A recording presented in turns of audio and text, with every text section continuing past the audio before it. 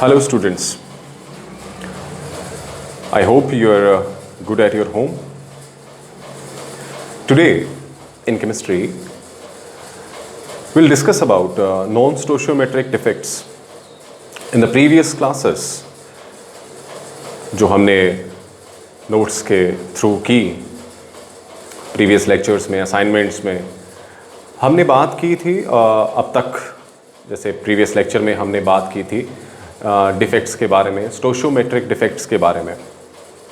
जो impurity defect था या फ्रैंकल डिफेक्ट था या स्कॉटकी डिफेक्ट था, वो जो डिफेक्ट्स थे उनको स्टोशियोमेट्रिक डिफेक्ट्स हम कहते हैं। Let us revise.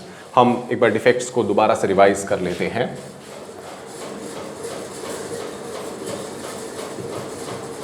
जो डिफेक्ट्स हैं या इम्परफेक्शंस हैं,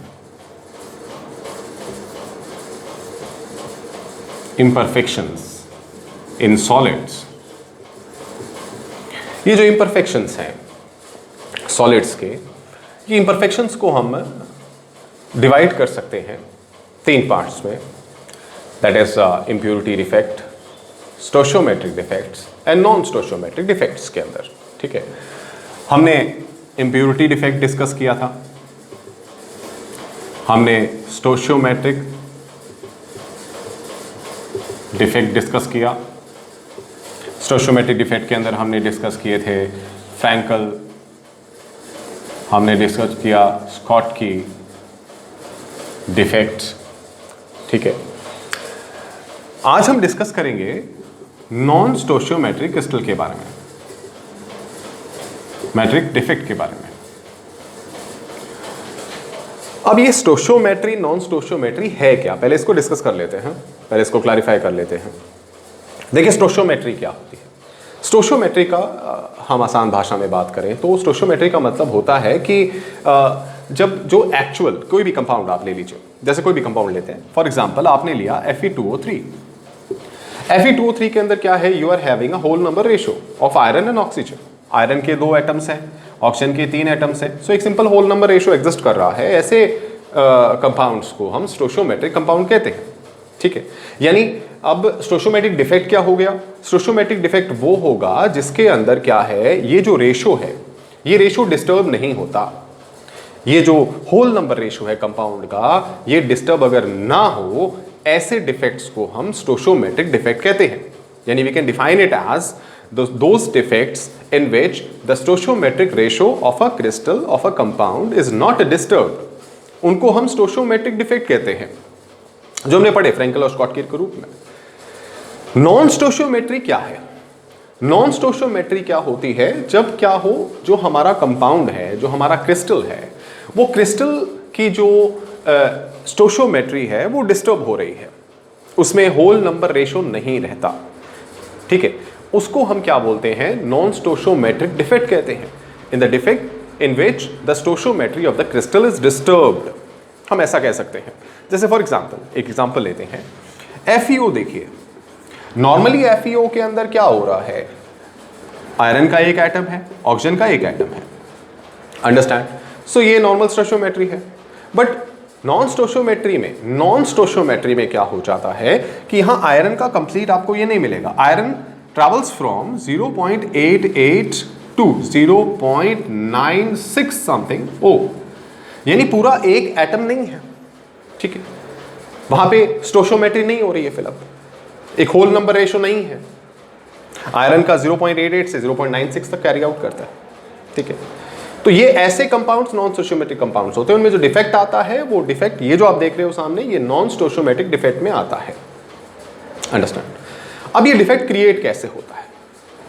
अब नॉन स्टोशियोमेट्रिक डिफेक्ट के भी 2 टाइप्स बनते हैं। यहाँ पे देखिए, हम टाइप्स को डिस्कस करते हैं। क्या है वो 2 टाइप्स?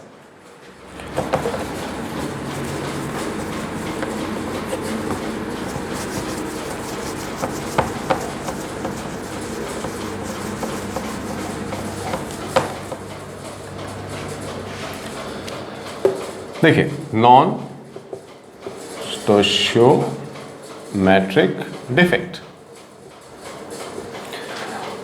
2 टाइप्स हम यहां पे डिस्कस करेंगे।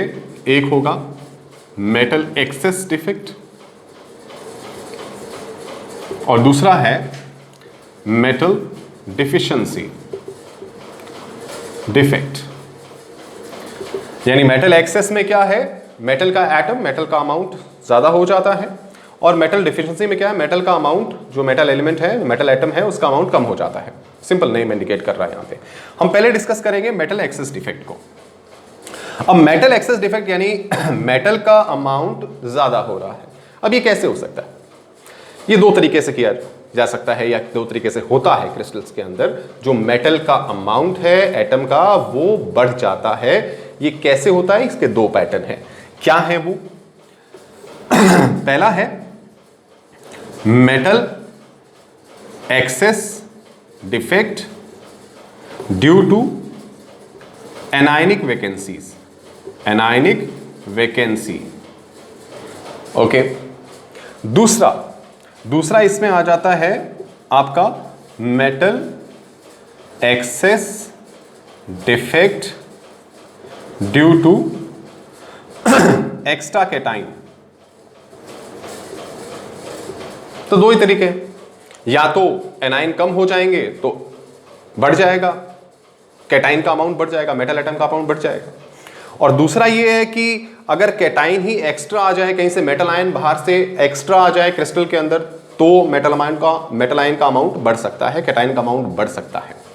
तो पहले हम देखते हैं metal excess defect due to anionic vacancy. ठीक है, कैसे होता है ये?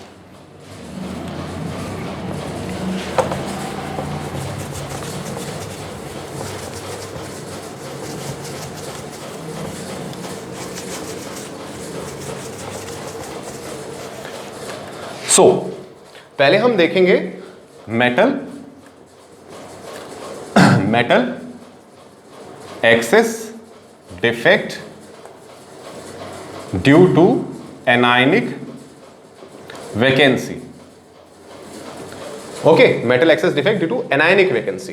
कैसे होगा ये? एनायनिक वैकेंसी के साथ ये कैसे होता है, ये हम देख लेते हैं।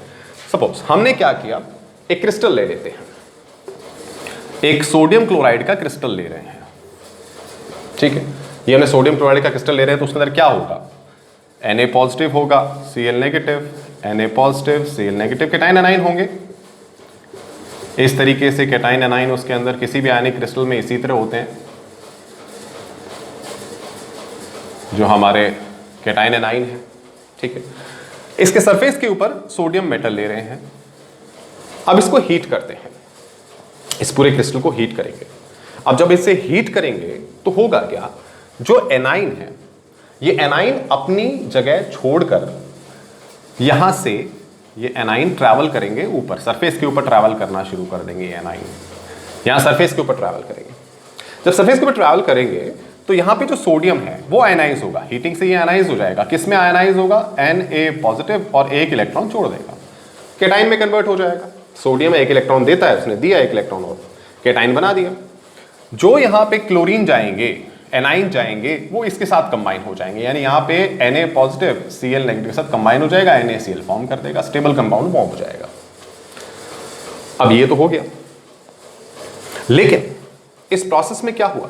इस प्रोसेस में जो ये था, ये एनाइन थे, ये यहां से जाने के बाद ये जब ऊपर चले गए तो यहां पे तो वैकेंसी क्रिएट हो गई। यहां पर क्या क्रिएट हो गई? वैकेंसी क्रिएट हो गई, यानी ये तो चले गए। ठीक है, अब कोई भी आयनिक क्रिस्टल है, अब आयनिक क्रिस्टल को स्टेबल होने के लिए क्या जरूरी है? कोई भी आयनिक क्रिस्टल अगर स्टेबल होना चाहता है तो उसकी इलेक्ट्रिकल न्यूट्रलिटी होनी चाहिए, वो जरूरी है, कंडीशन है। इलेक्ट्रिकली एक आयनिक क्रिस्टल न्यूट्रल होना चाहिए, बट यहां से तो एनाइन चले गए हैं तो पॉजिटिव चार्ज ज्यादा हो गया। अब इसको बैलेंस करेंगे, कैसे बैलेंस होगा? ये जो यहां पे देखिए, ये जो इलेक्ट्रॉन यहां से निकले थे सोडियम के आयनाइज होने के बाद, सोडियम एटम के आयनाइज होने के बाद जो इलेक्ट्रॉन यहां से निकले थे, ये इलेक्ट्रॉन क्या करते हैं? इन पोजीशंस को ऑक्यूपाई करते हैं। ऐसे बहुत सारे इलेक्ट्रॉन्स होंगे यहाँ पे, ये इन पोजीशंस को ऑक्यूपाई कर लेंगे और यहां आके बैठ जाएंगे। This electron will cover these positions. अब इलेक्ट्रिकल न्यूट्रलिटी बन गई, जितने एनाइन निकलेंगे उतने इलेक्ट्रॉन वहां से आ जाएंगे सरफेस से और उन एनायनिक वैकेंसीज को कवर अप कर लेंगे। तो हमारा क्रिस्टल भी क्या हो गया? स्टेबल हो गया। अभी crystal is stable now. Okay, so अभी क्रिस्टल स्टेबल है और अब मेटल एक्सेस हो गया। कैसे मेटल एक्सेस हुआ? एनाइन तो छोड़ के चले गए अपनी साइड को, अब एनाइन वहां पे नहीं है, एनाइन कम हो गए तो ऑटोमेटिकली क्या हो जाता है, हमारा जो केटाइन है उसकी संख्या क्या हो गई, बढ़ गई, वो इंक्रीज हो गई है। तो इसको हम क्या बोलते हैं, metal excess defect due to anionic vacancies हम बोलते हैं। एनायन की वैकेंसी है, उसको सेटिस्फाई कर दिया इलेक्ट्रॉन्स ने, तो क्रिस्टल इलेक्ट्रिकली न्यूट्रल हो गया, और इस प्रोसेस में मेटल जो एटम था, जो केटाइन था, वो ऑटोमेटिकली क्या हो गया है, उसकी संख्या बढ़ गई है वो इंक्रीज हो गया, ठीक है। सो ये जो आपने देखा, ये है metal excess defect due to anionic vacancies. Understand children, ये प्रोसेस था, ठीक है। अब दूसरी बात, ये जो वैकेंसीज हैं जो यहां पे क्रिएट हुई, जहां पे इलेक्ट्रॉन आ गए, इनको एक नाम दिया गया है, they are termed as F centres. This is important question, कई बार आ भी चुका है एग्जाम्स में, what is F centre. So F centre is anionic, it is a vacancy, anionic vacancy which is filled with the electron yeah, which is filled up with the electron. That anionic vacancy is known as F center in metal excess defect. Understand? F center, F stands here for Forbes-Center. Forbes-Center, Forbes-Center से ये F center word आ गया। फॉर्ब एक German word है, ठीक है, उससे ये word आया Forbes-Center। और ये जो एनायनिक वैकेंसीज थी जहां पे इलेक्ट्रॉन आके बैठे हैं, इसको हम क्या बोलते हैं, एफ सेंटर बोलते हैं। तो मैं बार बार कह रहा था कि इसका क्वेश्चन आ सकता है।